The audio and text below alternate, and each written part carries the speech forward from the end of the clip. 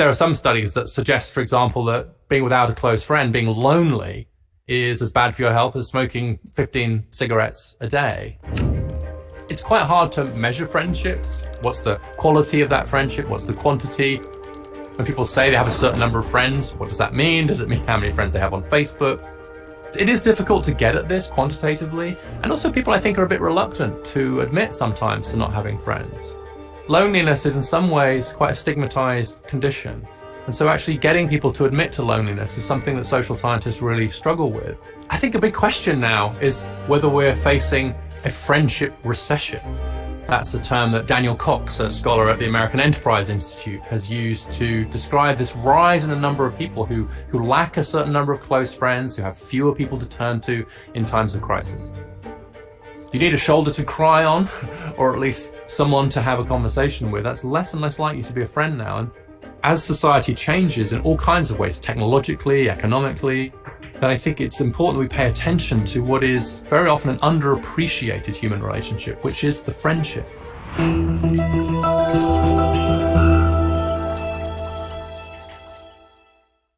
Hey, have you ever heard something like this before?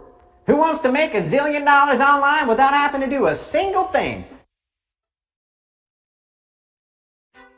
Friendships come in all shapes and sizes and are also formed in very different ways and in very different places. One way we form friends is just by being at the same school as somebody, by growing up in the same place. Another way is through the situations you find yourself in, through work. There are also friends that you form through activities that are chosen, so through a voluntary activity or a sport, athletics. The fourth is online friendships.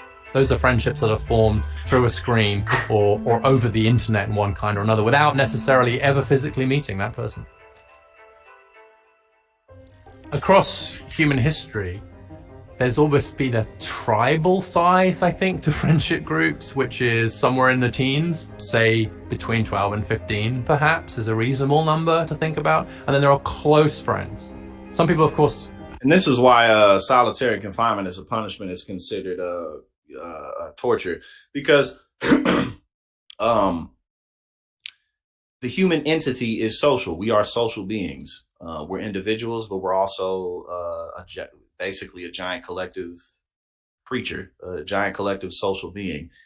And we're not meant to be by ourselves. And even from personal experience, the majority of my mental health issues that I've had, or real issues that I've faced, primarily have come from too much solitude and being too inwardly drawn in terms of how I deal with things and go about stuff.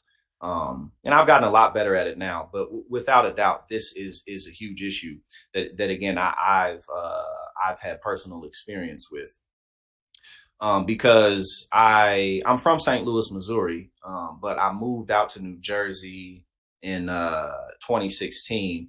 And so just kind of with my lifestyle of entrepreneurship and the ups and downs of it, and having gone through this and gone through that and things along those lines, I have a lot of experience with just kind of, the people I'm closest to being thousands of miles away. So now it can be difficult to keep up with them. And this happens to a lot of people, some of your close relationships, it can just become difficult to keep up with them, maybe because of time zone differences or just life.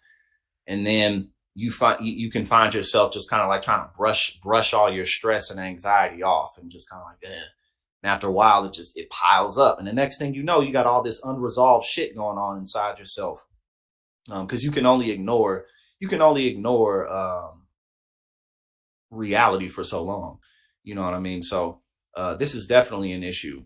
And again, one of the things that I was talking about how social media, the younger generation, the younger you go, the more social media can really negatively impact people, because not having good social skills can make these problems even worse. Plus the gig economy, all types of shit. So I think this is a really interesting subject.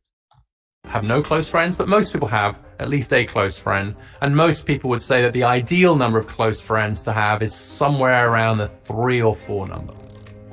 Friendship was something that the ancient philosophers used to take very seriously. If you go back to Aristotle, for example, in some ways seen as the ideal relationship. And one of the reasons why friendship is, I think, so important and so idealized is because it's a relationship of genuine and radical equality, and one in which you're not in the friendship in order to get something out of it for yourself. There's no sense of a good friend is a good thing. Goddamn. dependency. There's no sense of exchange. It's not a transactional relationship in any way. To have a good friend, you must be a good friend. And in most other occasions, relationships do contain some kind of transaction, some kind of what's in this for me. But the definition of a friendship is a relationship where there is nothing in it for you other than the relationship. We've seen a decline in lots of traditional institutions, including the family, people marrying later if they do marry, obviously in areas like religion, in some cases the labor market.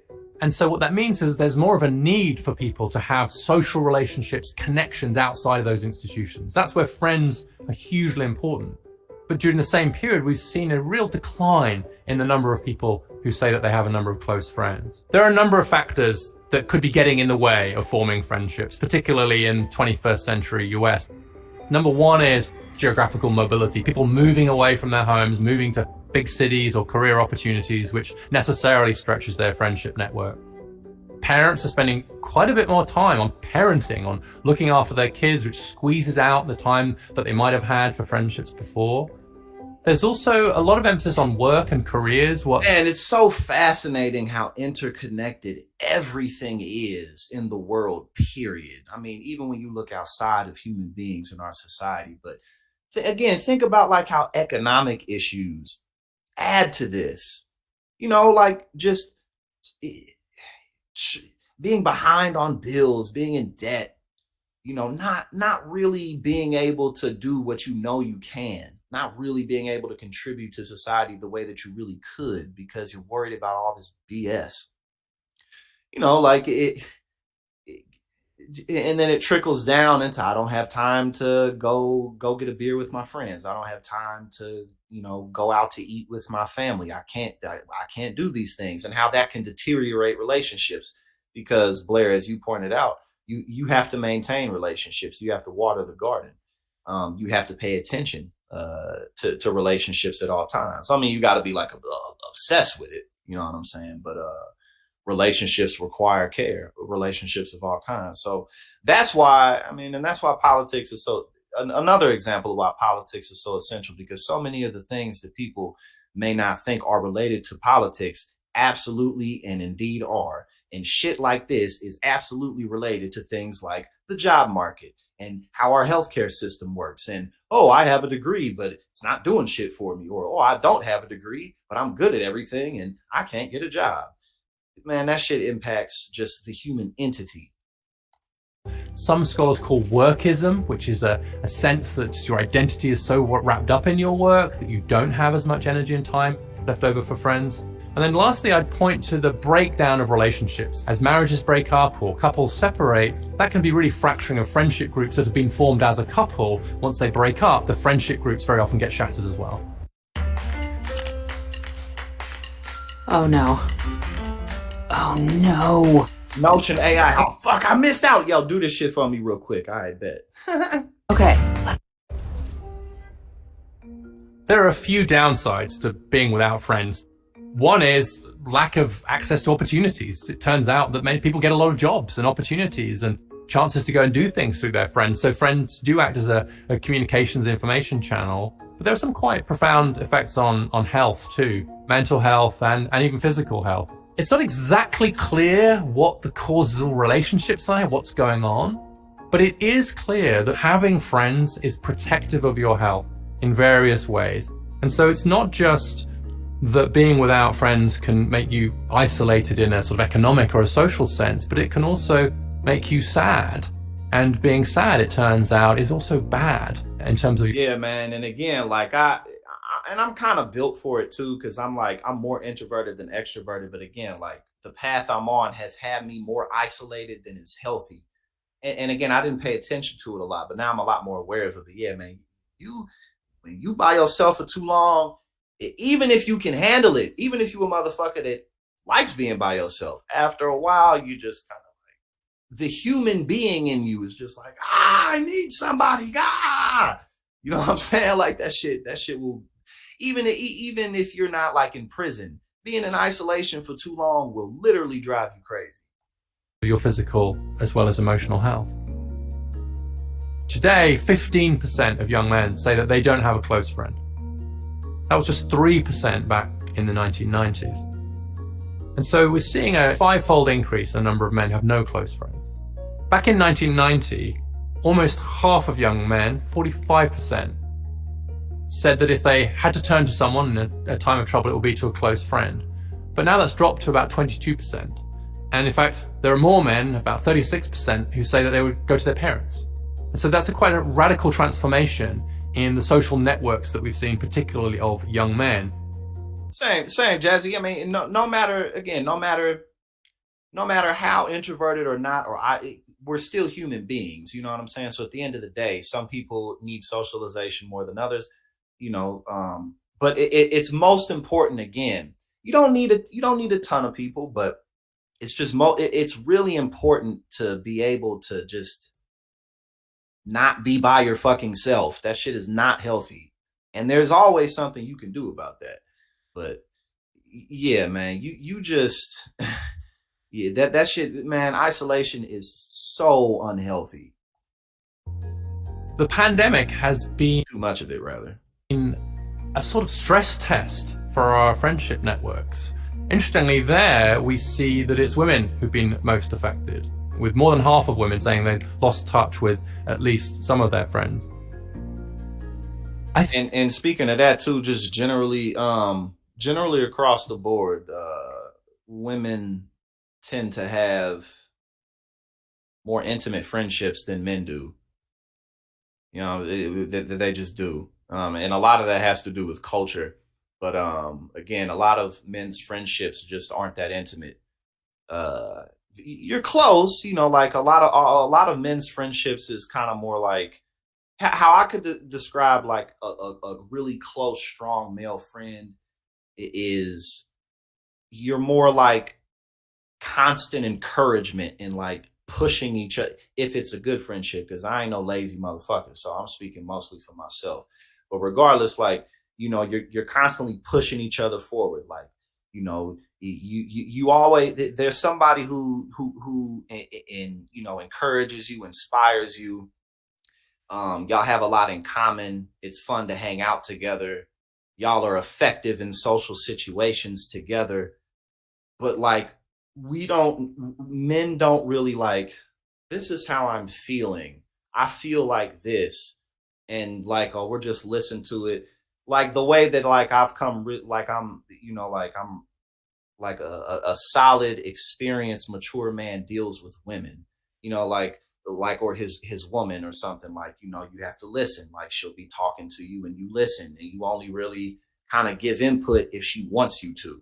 You know what I'm saying? Like, if she's really, if that's what she wants to hear. But men aren't really like that with each other. It's kind of more like, yeah, come on, let's go, let's get it, fuck that shit, yeah, you know what I'm saying? Like, which is, honestly, it's not all bad, because I think that's some of the benefit, at least for me. That's one of the things that I enjoy about being a man, or being the man that I am, is being someone that people rely on to know, like, okay, shit gonna get bad, but I know that Jackson, he not gonna stay down. He gonna be the person who gonna be like, man, fuck this shit, we gonna win, fuck all this loser ass bullshit, fuck what y'all talking about. So there's good things, there's good aspects to that. You know what I'm saying? And I think that it's powerful, because again, strong male friendships, from my perspective and from my experience, they tend to be like, you know what I'm saying? Like, let's go. But that can cause, you know, like, next thing you know, you wake up and it's like, damn, I got all these fucking problems that I didn't even know that I had, you know. And a lot of it is because you don't talk about shit with people. You know what I'm saying? Like, women typically talk about their lives so much more in depth with each other than men do. Like, it's night and day. I think that's because female friendships are more based on physical relationships, on face-to-face time, whereas male friendships tend to be more mediated perhaps through activities or technology. We don't know for sure, but that gender gap is suggestive of yeah, like male friendships, like, you need me, I'm there for you type shit. But it's just, Yeah. No, most of my real intimacy is typically like with a woman that I'm deeply involved with. And I ain't never been to therapy, but or a fucking therapist. But other than that, it's kind of like, you know what I'm saying? That's just kind of what it's like being a man. The fact that women's friendships are more in need of more regular physical contact than male friendships are, which is maybe why women's friendships have borne the brunt of the impact of COVID on those friendship networks. There's obviously a dystopian version of how these trends could continue, which is a world of essentially atomized individuals without friends, isolated, sad, lonely, perhaps in ill health. I think that's why we have to pay real attention to these trends and to recognize that friendship is incredibly important for human flourishing and that people want to make friends. We're wired to want to be social creatures and to be friends, but that might be harder for us to do so in certain circumstances where we're under too much pressure, where we're too segregated, where the opportunities to cultivate friendship are not there. A key lesson that we learn is that friendships don't form themselves. Friendship is not a flower that just blooms all on its own. It's more like a woodworking project that you have to carve out and continue to work on. One of the necessary steps to making a friend is to admitting that you want to make a friend, to being open to that. That requires a certain vulnerability. It requires you in some ways to reveal a need, a desire. And I think as we get older, there's sometimes a sense of shame that comes along with not having enough friends. And actually saying I need a friend is maybe one of the hardest sentences that any human being can utter.